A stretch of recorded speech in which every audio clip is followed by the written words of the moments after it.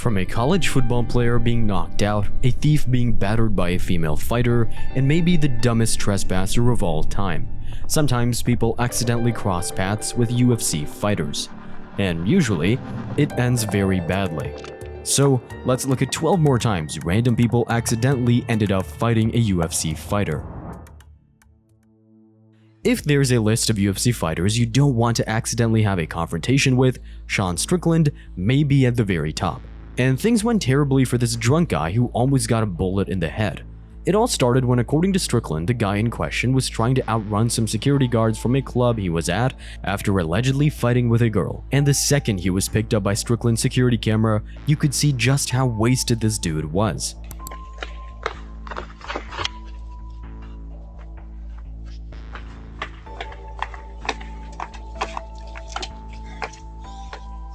So he was driving drunk. He stomped out a girl. Oh my God. Oh, a security guard saw him stomp out a girl. He jumped into his car and drove off. Security followed him. He hit a curb, completely shredded his tire, drove on the rim for a while, then jumped out and tried to hide at Sean Strickland's house. After tripping up and stumbling around, the man decides hiding between these two vehicles is his best bet to evade the security guards. But he had a much bigger problem on his hands. He had just stumbled onto the property of perhaps the craziest fighter in the UFC. He was sitting at home, his Ring video went off, and as I say, this is Sean Strickland's dream. He's looking on the video, he's looking at it, and some guy stumbles onto his driveway, and Sean is like, oh my God, I've hit the lottery. Here we go, baby. Let's get the gun. Let's go.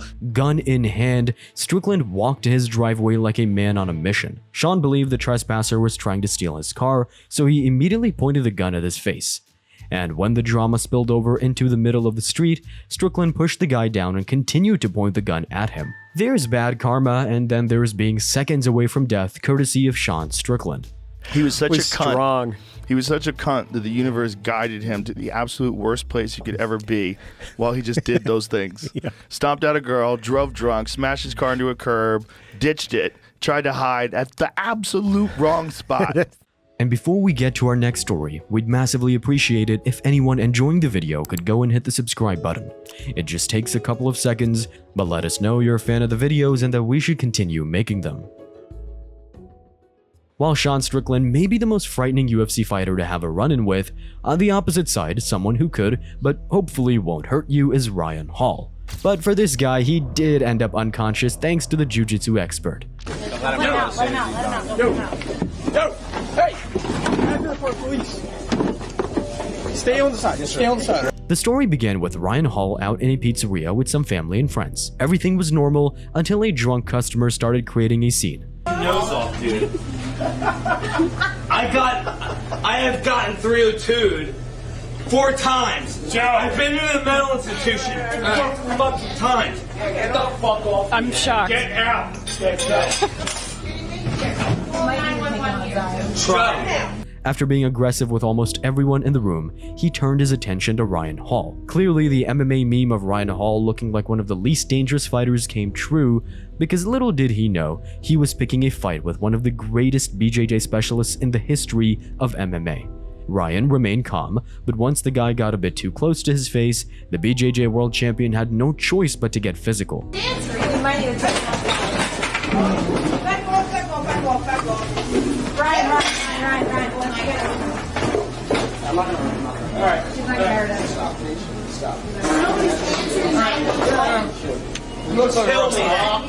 He's a wrestler? He's fine. He's fine. Choke, cross choke. Come on. After a while, Ryan decided to let him back to his feet, but still, the guy wouldn't calm down, wouldn't leave the pizzeria, and in fact was acting more crazy. Hall then left the restaurant, pulled the man out the door, and choked him unconscious in just a matter of seconds. No. Let's not. Ooh. Alright, kid. Kid, don't do that. Put him to sleep. Wake up, he'll be fine. Let him out. Yo! Hey! I'm here for police. Stay on the side. Just stay on the side, all right? No problem at all. No, it's not him. The police turned up shortly, and that was that. If you pick a fight with someone and their friends continue to eat while they laugh at you, the guy has cauliflower ears and he calmly proclaims to the room he won't hurt anyone, you seriously picked the wrong guy. And although that person was fortunate that Reinhold didn't do any real damage, the same can't be said for this Brazilian thief who tried to rob a female UFC fighter without knowing. From the you never know who you're messing with file, a would-be Brazilian thief, this guy figured he had the perfect target. Her, a 5'4", 115-pound woman standing alone on a Rio street corner.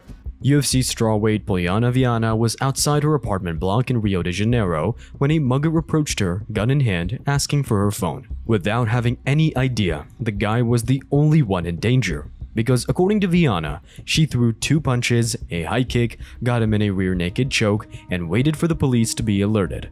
But judging by the look of his battered face, it might have been more than just a couple punches and a kick.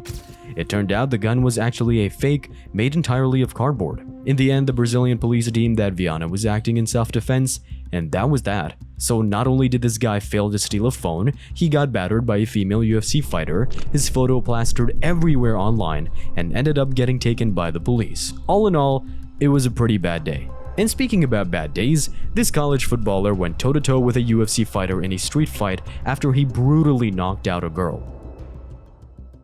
Back in 2010, videos went viral showing this jacked, athletic-looking guy sucker punching a girl and dropping her to the floor.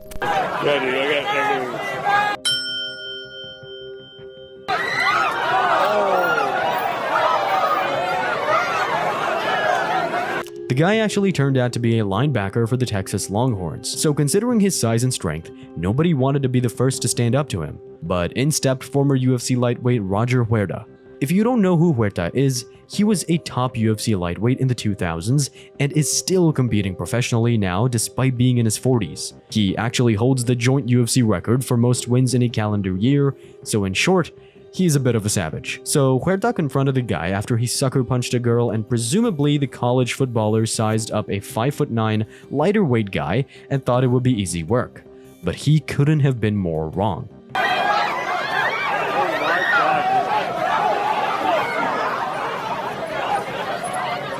The footage is a bit messy, but you can see the guy getting his head stomped for his troubles.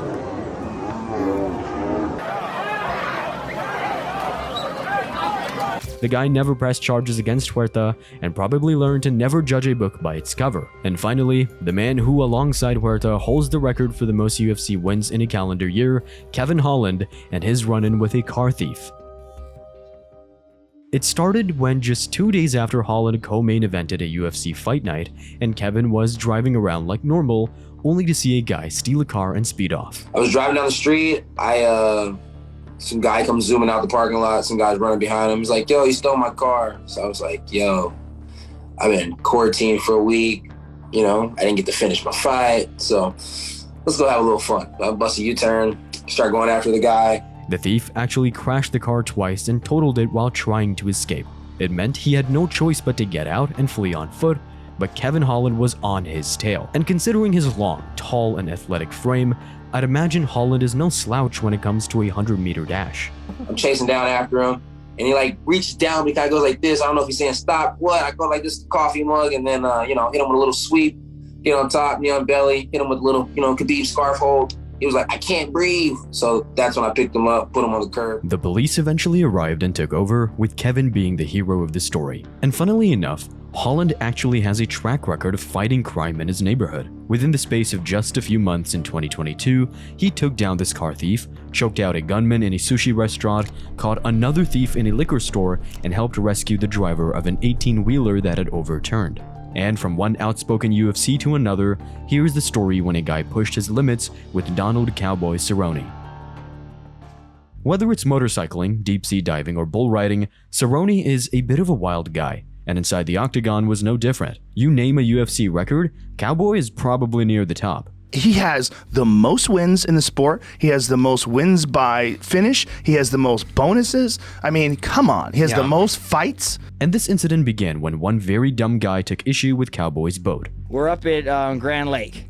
The reason I go to Grand Lake is it's freezing cold. No one goes to Grand Lake to wakeboard because it's cold. People don't like cold water. Whether it was jealousy or who knows what, the guy reported to the police that Cowboy was taking care of his boat. He called it massaging and making love to my boat because, yeah, it's an expensive boat. I fucking take care of it, wax it, make sure it's clean, and he's upset that you take care of your boat? I guess that's what the police report said.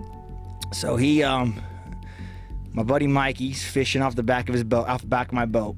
The guy comes in, woo, having fun, playing. He has like a Ski-Doo jet ski boat. And he comes feet away and like sprays water up on Mikey, washes my boat up onto the rocks. Now bear in mind, Cowboy had a bunch of other fighters on the boat. Immediately they wanted to get payback.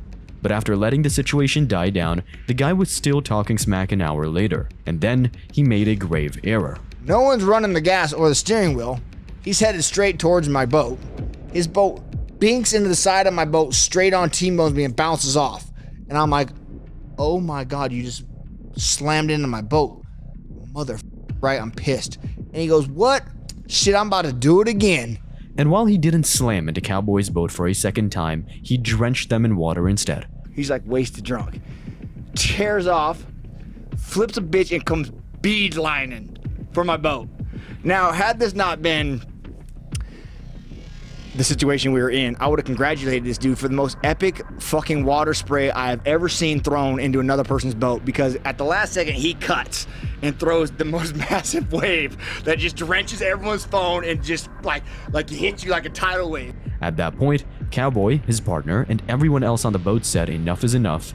Everyone got off their boats and it was only going to end one way. He comes straight from my girl, gets off his boat, pointing his finger at her, So I just walk right past, step in front of him. I just front teep him in his stomach, like set him down in the sand. Like, chill the fuck out. A lot of crazy gorilla pounding this dude in the sand is going through my mind. Right. I don't restrain myself, and the dude gets up and tries to hit me with the old sneaker right hand. Oh God. So I just slip and I head kick him lightly, Joe. When I say lightly, it was very lightly. After that, the dude immediately called the police, and Cowboy was the one in trouble. Calls the cops, they come, go to jail. 2.5 years this took. 2.5 years. Cowboy had to spend the night in prison, with the legal case taking 2.5 years. In the end, he had to go to court, where he was thankfully found not guilty of felony assault. But it just goes to show how one drunk guy can potentially ruin your entire career and life. And for this next incident, well, it didn't go well yet again for this drunk individual. It involves MMA fighter and legendary kickboxer Joe Schilling, and while he never made it to the UFC, his striking was levels above the majority of people in the sport, which this guy found out all too well.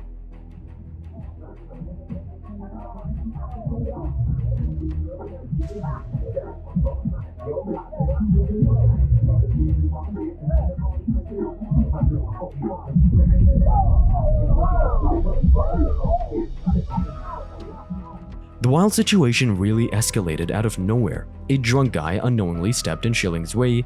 He pushed him aside pretty abruptly. The two came face to face, and that was that. When the police arrived, the guy claimed that Schilling attacked him for no reason whatsoever, which wasn't entirely true. He snuffed me for no reason. Like, I was doing nothing, man. He clocked me. What do you look like? Huge guy, bro. What do you look like? You go to White guy, black guy? White guy. Sitting there. How tall was he? 6'5" at least. How much do you think he weighed? Fucking 270, man. I boxed for 13 years, man. I know how much people weigh, man. And although he wasn't too far off with his height estimate, as Joe Schilling is 6'3", he certainly isn't 290 pounds. For most of his career, Schilling fought at 185 pounds. When the clip went viral, Schilling claimed he was only acting in self-defense. No, I did nothing wrong, and I'll stand by that. And also standing by the self-defense. 100%, 100%. And when the incident did go to court, the judge ruled in Schilling's favor of self-defense, accepting the claim that the pro fighter saw an attack coming his way and neutralized the threat. The reaction among MMA fans was split, but a lot of people leaned towards the idea that the guy had it coming. You gotta understand, this was the end of a long, he was fucking with Joe and everybody else the whole That guy tried time. suing Joe and Joe won. Yeah. Yeah, well, it's Florida. It's stand your ground. Yeah. Like, clearly the guy flinched. Yeah. Like, went like that to make him flinch. Yeah. And you don't do that No. to a guy that's a fucking trained striker. From one bar fight to another, here's the time when former UFC lightweight Melvin Guillard knocked out 3 dudes in just as many months. Despite having 22 UFC fights to his name, the first incident came when Melvin was working as a bouncer at a bar in Colorado. The clip starts with his colleagues throwing a guy out of the bar for presumably causing trouble.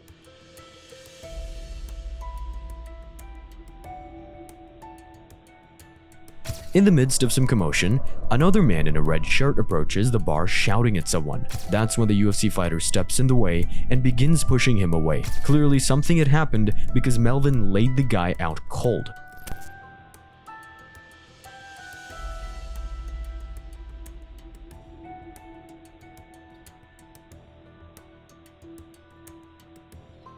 Then, just a few months later, Guillard was in the news again for another bar fight. This time not as a bouncer, but instead just on a night out. It was almost 2 a.m., a time in the club where literally nothing good has ever happened, as these 2 guys found out. They approached Melvin, postured up, clenched their fists, and were laughing at him, and he wiped the smiles off their faces pretty easily.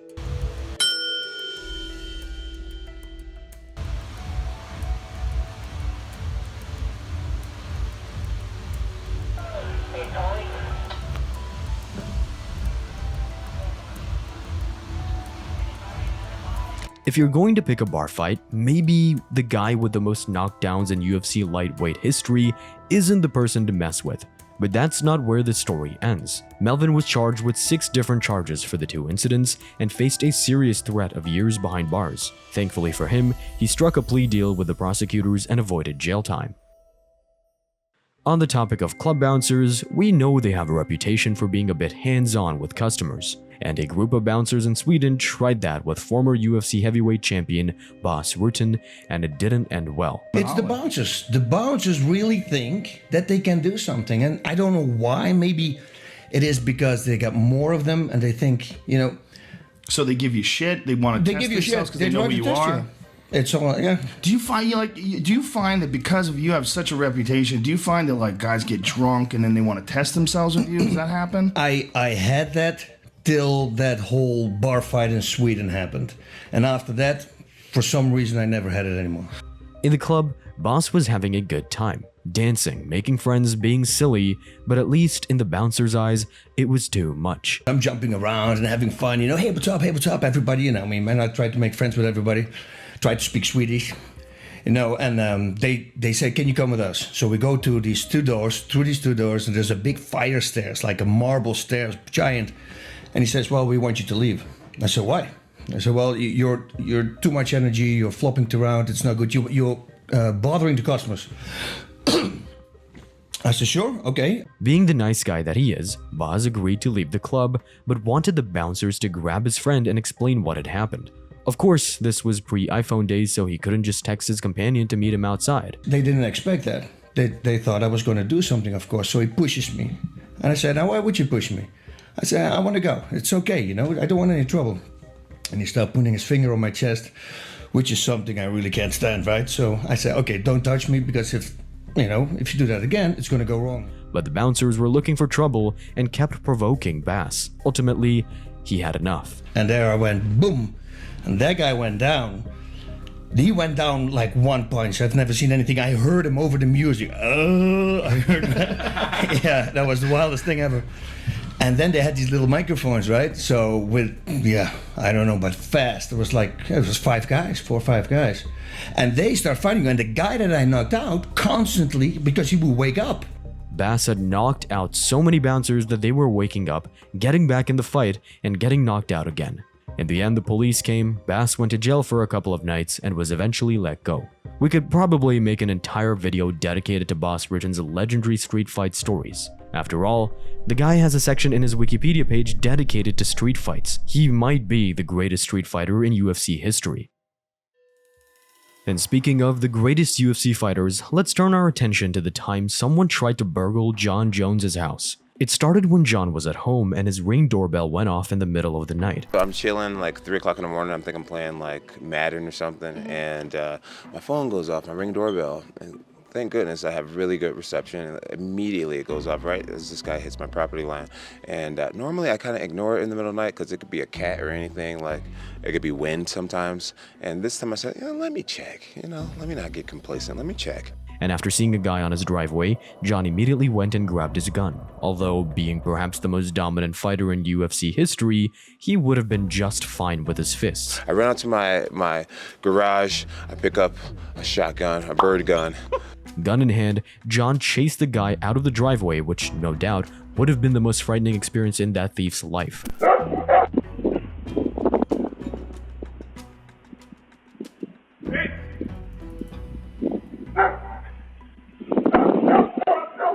Jon held the guy at gunpoint until the police came, and luckily for this guy, he didn't get shot at because this situation could have ended terribly. And for our next clip, it's yet another car thief, but this guy got a lot closer to getting away with it.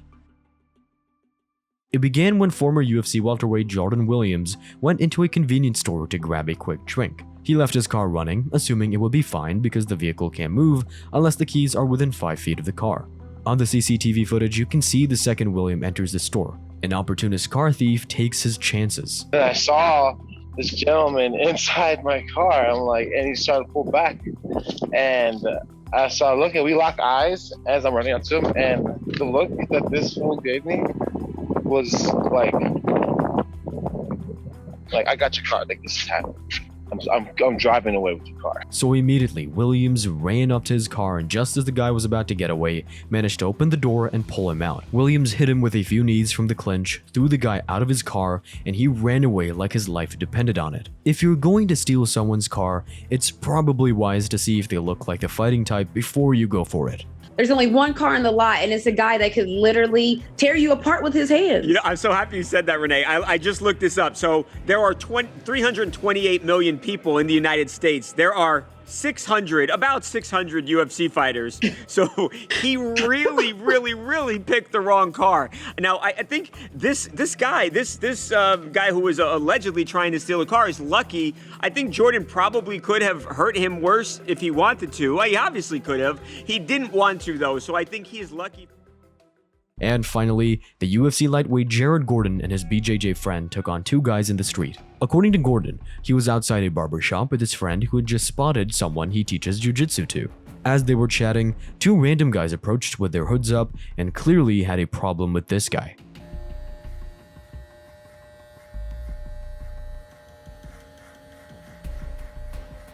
Then they pushed him, spat at him, and even swung on him. But when they pushed Gordon's friend, that was when they decided to take matters into their own hands.